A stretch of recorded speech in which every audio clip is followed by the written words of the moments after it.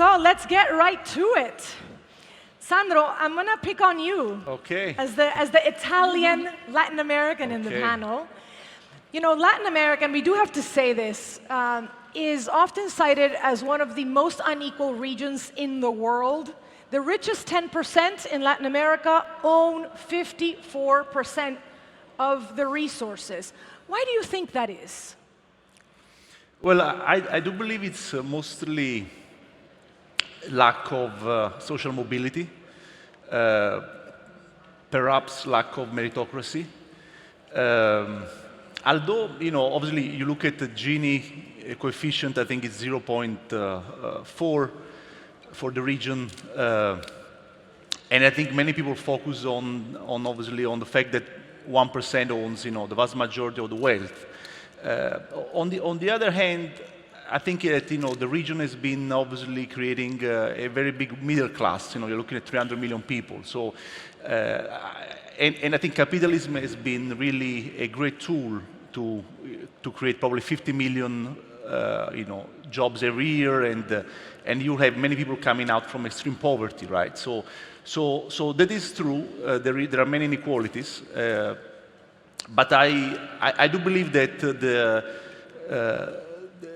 there is lots of positive things in this region, and I always like to see the glass half full. Of course, and that's what this conversation is about. Can upskilling really help close that wealth divide? But it is certainly that lack of upward mobility very concerning for our region, and one of the most pressing things that we have to tackle. Hala, on to you now.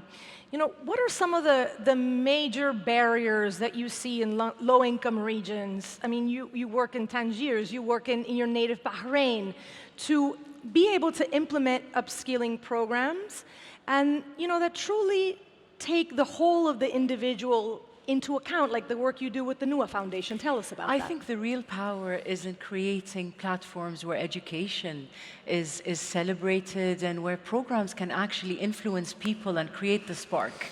I believe through the work we're doing in Nuwah Foundation, which is a very newly established platform for philanthropy work, that's a subsidiary of GFH, a beautiful financial, big institution that looks after investment in Bahrain, in the region. They have a beautiful portfolio, but for this sort of institution to spark and start working and thinking of philanthropy, creating Nuwah Foundation, and this is our role. This is what we would like to achieve. We're looking at the region as a whole and creating programs that can upskill and create a very sustainable, impactful solution for communities. And I'm a firm believer that, you know, we need to spark the creativity and initiate many programs under that umbrella. Thank you. Thank you for the work that you do. Jerry, on to you. Let's talk about some bright spots. Which regions or countries are pioneering innovative approaches to reduce the wealth divide, and what lessons can be learned? And by the way, your own story is a big source of inspiration for many of us. Thank you. I'm going to pivot before I answer your question, and pivot for 15 seconds. Pivot away. In the Kingdom of Saudi Arabia, it's often known that His Royal Highness the Crown Prince will say, "My father always taught me, surround yourself with passionate people." I believe that. And the way you have conducted yourself since this morning, the pride of Caracas, Venezuela, you are an inspiration, and you deserve a second Peabody, and I'll nominate I'll nominate you for that. Thank you so much. Thank Bravo. you. Bravo.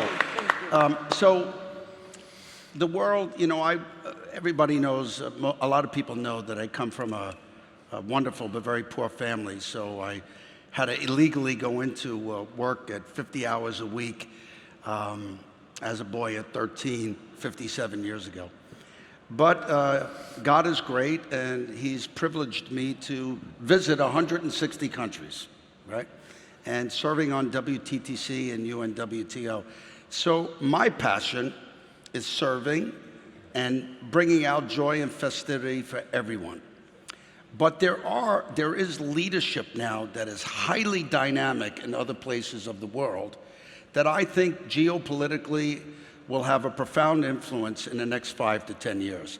Okay. Now, I have the honor of being in the Kingdom of Saudi Arabia to build the master plans of Diriyah, the birthplace of the kingdom, and the ancestral home of Al Saud. But I'm at a point in my life now where I don't have to be there. I choose to be there. Because what we're seeing in the Gulf now is a renaissance of breathtaking talent, moderate men and women leaders who believe very much in quality of life, and it is my deep opinion after 50 plus years that the leadership coming from the Gulf in terms of what's the principal motivation. The principal motivation is to guarantee safety, self-esteem, dignity, employment for everyone, like President Lula said this morning, and certainly His Royal Highness and the wonderful Alkhalifas and everybody in the Gulf feel this way. So I think one thing to really watch out for in the next 5 to 10 years is the dynamic leadership coming from the Gulf. Thank you for your insight, and thank you for the work that you're doing in the Diriyah region. My honor. Dr. Tahani, on to you. How do demographic shifts, including aging populations and also the gender pay gap, women on average around the world are paid 20% less than men, how does that influence or should influence the design of upskilling programs? Well, thank you for inviting me. It's been great being here. Actually, this is a great question. I really believe, personal deep belief, that educations and training are very, very important for women, especially when it comes to science and technology and engineering and mathematics. There is a capital of intelligence and workforce that we really have not capitalized on in women in that field, right? And I'm just one example of many beautiful, genius women across the world. And I think that's inclusions and education and training of women that really will help really bring the gap together and make us move forward as a nation and as a world as a whole. And for women in STEM, we were talking about this yesterday. Yes. In your lone life experience, being a mother and also being an engineer for Right. NASA, you told me something that stuck with me. We need to go find them where they are. Yes, so since I've been working for NASA for a while, and I've been, seeing a global shift, and the less fortunate people, we need to be able to help and be able to provide equal opportunity. So this is idea of having a STEM or STEAM, adding the art to it, and having a boot camp, a mobile boot camp, like we do for women breast cancer screening, mobility. Now we do science or STEM or STEAM boot camp, mobile, that goes to the area that needs help, but we need to study what's going on in their area, what is their needs. So educate women and girls in this field, so be able to have an opportunity to really help their family and help themselves and be contributing member of society. This is a kind of a call to actions to have this STEAM boot camp mobility to be able to solve, to bring the gap a little bit closer and provide opportunity. I can be in my office in Washington, D.C., and I can make a lesson plan in that mobility in that area, maybe in Kenya, Bangladesh, and helping the women and the children there. An investment opportunity right here. Of course. Joshua, on to you now. You've really emphasized the importance of healthcare and AI to help those at the economic base. Can you share some successful examples of how these technologies have actually improved lives in low-income communities, and what are the lessons there to be able to scale them globally? Absolutely. To start, I think we have to get a sense of the magnitude of the problem. And the problem is vast, and the problem needs to be fixed, and AI and technology are the solution. Only 5% of the world's population has access to cutting-edge health care, like cell and gene therapies. 50% of the world's population does not have access to basic care. According to a recent McKinsey study, we would increase global GDP by over $12 trillion if we got basic care to 100% of the planet. We are all created equal, regardless of if we were born in Latin America, in the Middle East, in North America, in Europe, or Asia. But we have vast inequality in care.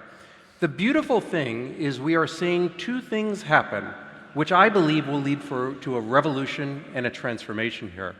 The first is science. We are seeing a revolution in science. 25 years ago, we sequenced the human genome for the first time. The cost of sequencing has gone down by 99% in 25 years. We are able to edit the human genome using CRISPR. We're able to turn back the molecular clock of cells. Nobel Prize-winning scientists from Kyoto University showed us that we can do this to reverse disease states, or if you have a genetic predisposition, to stop the onset of disease before it actually occurs. Then you overlay all of these advances in science with AI and machine learning.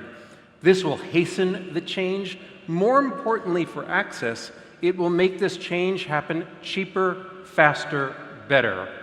We can't just have great care and elite cutting-edge first-in-class care for this 5%. We need it for 100% of the population, and the only way to do it is to empower drug discovery, empower drug development, empower manufacturing, and you can only do that through embracing technology.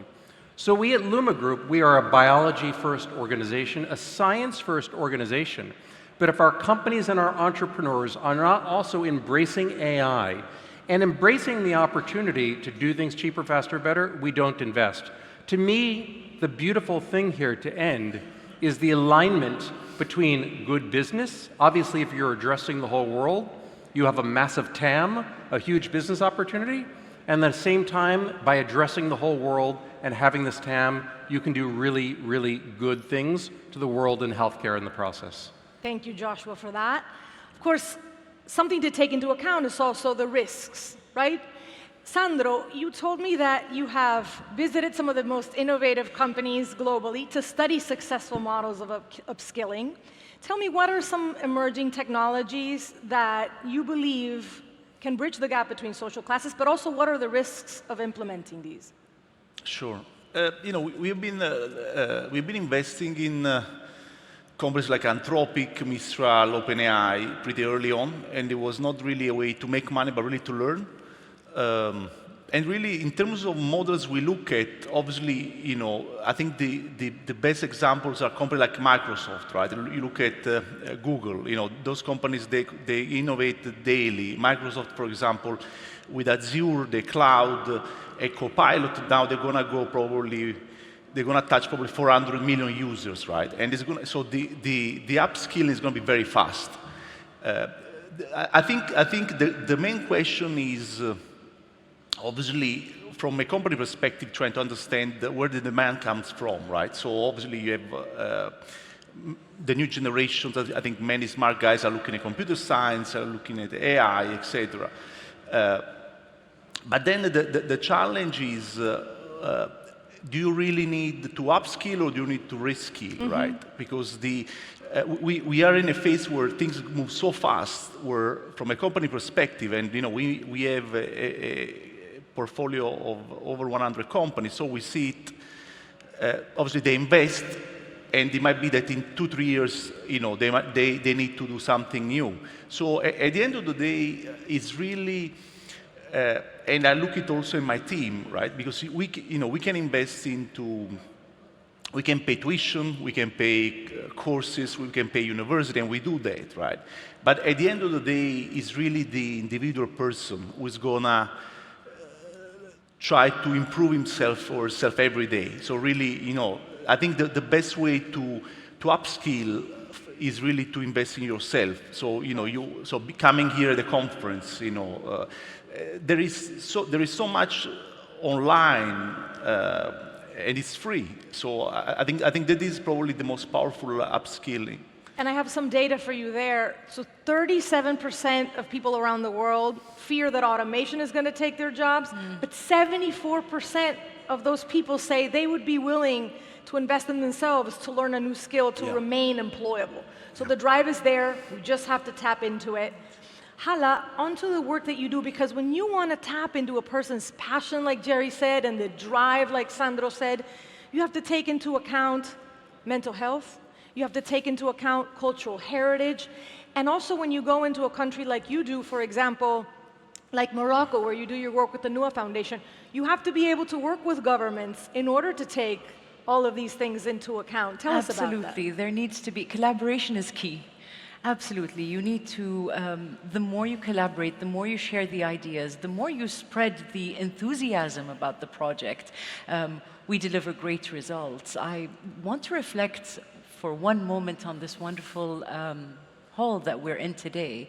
Those panels are absolutely moving. As I walked here this morning, I saw that they engaged the youth of Rio to create these panels that tell the story of the landscapes of Rio de Janeiro, not only that, but even tackling the themes. So I believe these young artists did a great job, and the moment I entered, my heart was warm. I was delighted to see that we're surrounded by art as well as by all the incredible dialogue and speakers, and His Excellency the President with his heartwarming speech.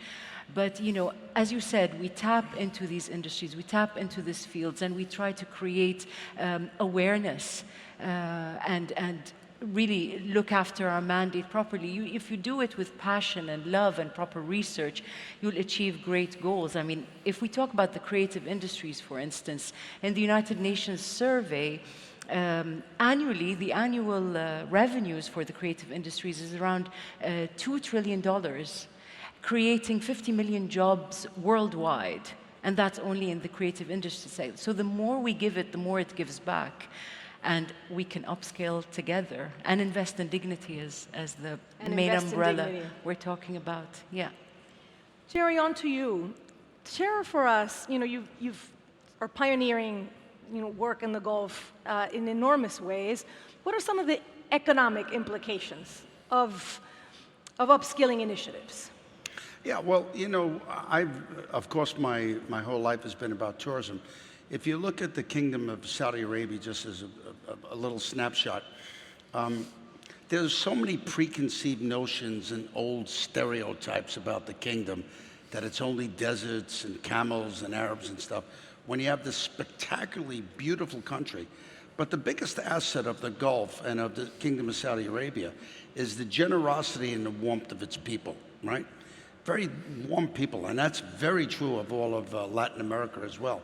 So now, to diversify our economy, to take our non-oil revenues above 50%, tourism will account from a move when we announced Vision 2030 to 2030 to go from 3% of GDP to 10% of GDP. We had an aspiration, with His Royal Highness, you have to set your numbers very high. And we said, okay, we're going to try and get 100 million visits by 2030. And then we did rather well, and we're very fortunate to be the custodian of the two holy mosques, Mecca and Medina, and we did 100 million visits in December of 2023, and of course we made a mistake and went to brag to the Crown Prince that we did this 100 million, and he said, now that I think about it, I think we set our goals too low, we're going to make it 150 million, and we walked out of there and we said, I think we put our foot in our mouth on that one. We should have just said, we're at 99, we're going to work hard to get to 100 million. But in a few short years, we've already moved our GDP from 3% to 4.3%. We have every confidence that we'll get to the 10%. But the beautiful thing, and there's so much education in this room, it's inspiring to me, but you don't need a PhD in applied mathematics from Harvard to work in tourism. We employ millions of people, and it benefits a lot of women. 40% of my staff are superstar women. 19% of my staff are from my community of Diriyah. So the empowerment to young people to come into the workforce, to provide for their families, and to welcome people to understand the uniqueness of each culture is beautiful. So tourism is super ambassadorial, fabulous for the GDP, and it promotes global tourism, which increases tolerance and inclusion of the region. So this is another thing that, we're in Brazil, one of the great countries. You think about music and food and dancing and beverage. They're great. Everybody here is a great inspiration to us. But that's what's happening with our economy now. And we're already, the Kingdom of Saudi Arabia has already matched the 50% of non-oil revenue, huh? That's congratulations. That To deserves the a Crown round of Prince. applause. To the Crown Prince. Joshua, you talked about healthcare and AI, and I'm trying to get you to talk about the risks also. Tell me about, what if those at the bottom of the wealth pyramid cannot harness the power of AI? I think from a healthcare perspective, harnessing the power of AI is what will allow those at the bottom of the wealth pyramid to be able to have access to quality care, hopefully have access to cutting-edge care. I don't think it's necessary for those at the bottom of the pyramid from a strictly health standpoint to understand AI, to be experts in machine learning. I think it is important that the system, that the health providers around them embrace AI and embrace machine learning. Let's think of something as basic as a CT scan or MRI scan. A doctor gets tired, a doctor needs holiday, a doctor needs to sleep, a doctor has a bad day. But that doctor that is using that AI algorithm, that is using that large language model to look at that MRI or CT scan, is going to be able to see many more patients per unit of time with higher success rate and lower failure rate. And that will trickle down to everyone on the wealth pyramid. So I don't think we should think about AI and machine learning in terms of haves and have-nots. I think it's how do we have our medical practitioners use more AI, more machine learning. In many cases in life, less and more is more. I think in this case, more is more. So we need the leaders in order to be able to give those at the bottom of the wealth pyramid the access and the opportunity. Dr. Tahani, when I pre-interviewed you for this panel, she said something fascinating that I want to share with all of you. I'm like, this is a panel about upskilling. She said, well, I have my personal upskilling formula that I want to share with the rest of the room. So would you kindly share that to us? And is it applicable to all of the folks in the audience and those watching virtual today? Of course. Well, thank you for reminding us to share this equation. So since I'm an engineer, so we have to work with equation all the time, and I've been giving a lot of talk, and I'm not unique, but I came up with the equation that will apply to everybody in all level, in all walk of life, right? So it goes like this. You better have a pencil and paper, write it down so you don't forget. So it goes I, like imagines, do you imagine your future, what does it look like? 2 years from now, 5 years from now, 10 years from now. You have to have a vivid image in your mind. What does it look like, right? It's like Jerry was building a new city. He have to imagine that what this look like. Then it's plus P cube.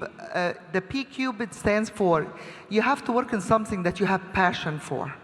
You're going to be working this for 40, 50 years, so you cannot work on something you don't like. So you have to have passion what you're doing.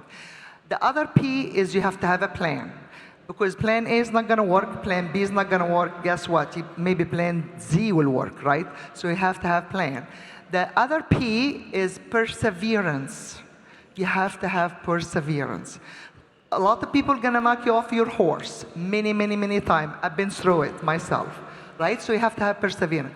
Plus R, which is the relationship and network. And that's why we're all here. You have to have the relationship and network to be able to move forward. And over all of this, over time, because everything takes time. I talk to my young adult, these things, they're gonna ride the ladder all the way in the top, but you have to take it from -0 all the way, step by step. So if you follow this equation, even if you wanna renovate your kitchen, if you wanna build the satellites and put it, look, or go to Mars, it will follow the same processes. So I plus P cube plus R over T. So use that and see if you work it. And that's why she's a scientist. That's why she's a scientist, Exactly. and I clean tables. You see the difference? Thank you. I'll make it work for you, Jerry. And by the way, what I learned today, I'm glad. I always thought AI was absence of intelligence. I'm really, in my case, I'm really happy that I learned something here. So that's all the time we have, but Jerry, I'm actually going to finish with a quote from your TED Talk. Thank you. Jerry finishes his TED Talk, if you want to look it up online, with a quote from Shakespeare's Romeo and Juliet. The more I give to thee, the more I have. So thank you all for giving so much to us and giving us your time today. Thank you so much. I'm going to ask you to exit stage left. Obrigada. Big round of applause for our fabulous panel on upskilling.